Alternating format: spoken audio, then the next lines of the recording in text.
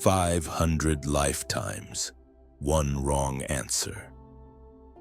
A single word may tilt the course of eternity. Once a practitioner erred in replying to a question on cause and effect, and for 500 lifetimes he wandered in the body of a fox. This is no fable, but one of the most luminous koans in Chan Buddhism.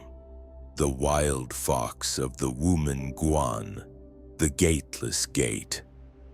Why should a cultivator be bound in such a fate? Can a single answer decide the destiny of 500 lifetimes? One day after Master Baizhang had finished his discourse, the assembly dispersed, leaving only an old man behind. Baizhang asked, "Who is it that stands before me?" The old man replied, "I am not a man, but a fox.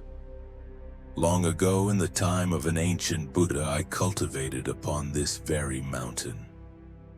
A monk once asked me, 'Does a great practitioner still fall under cause and effect?' I answered, 'Not fall into cause and effect.' Because of this mistaken word, for 500 lifetimes I have borne the form of a fox. Now I beseech the Master for a turning phrase that I may be freed." Baizhang answered, "Not blind to cause and effect." At these words, the old man awakened. He bowed, departed, and the next day was found dead in his cave. Baizhang instructed the monks to honor him with the rites of a departed monk. The question is subtle yet piercing. Does one who has awakened remain bound by cause and effect? To say not falling into cause and effect, and to say not blind to cause and effect, the difference is but a single word. Yet between them yawns the distance of heaven and earth. Not falling into cause and effect can be loosely understood as not being trapped by cause and effect. But this does not mean that one can escape the law of cause and effect or deny its existence. Rather, it points to inner liberation, not being ensnared by cause and effect, not imprisoned by outcomes, not clinging to gain nor recoiling from loss. It speaks of a mind at ease, unshackled by fear or desire. Not blind to cause and effect points deeper. It does not deny cause and effect, it beholds it with clarity. Cause and effect are like soil. What is sown will ripen in kind. Plant melons, harvest melons. Plant beans, harvest beans. Deeds of anger, envy, or hatred yield only sorrow and grief. Cause and effect is a mirror, pure and impartial. It does not praise, it does not condemn, it simply reflects. At its heart lies the Buddhist vision of dependent origination and emptiness. All things arise through conditions. All things flow impermanent and ungraspable. Emptiness does not mean nothingness, but the absence of an eternal, unchanging core. A chair is chair only through wood, design, and use. When these vanish, the chair vanishes too. Thus, Baizhang's not blind to cause and effect is no casual remark, but a jewel of truth. No wonder Master Wumen sang, "Not falling, not blind."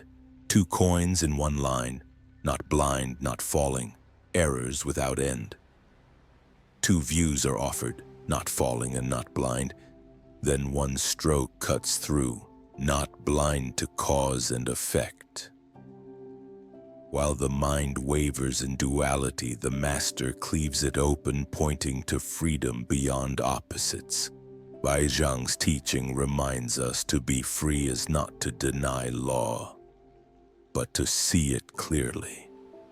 Cause and effect is no human decree, but the pulse of life itself, dynamic, impartial, alive.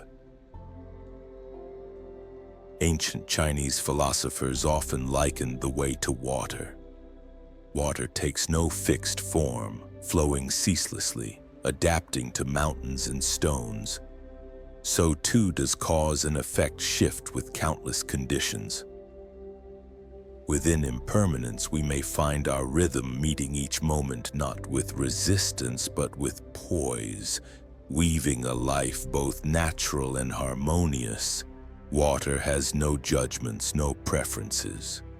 Likewise, cause and effect carries neither blame nor reward. Seen not as punishment but as the plain unfolding of cause, it grants us freedom to act with clarity. A fox gazing into water does not cling to the image nor flee from it. It simply abides still and serene. Such is the ease of knowing. The wild fox is not merely a tale of old masters. It is a mirror for us all, how we meet the rules of the world, the orders of society, the yearnings of our own hearts, not falling into cause and effect whispers of freedom, not blind to cause and effect whispers of responsibility. To be neither blind nor falling is to let go even of the words themselves. When this truth is lived, you are no longer a fox, you are free.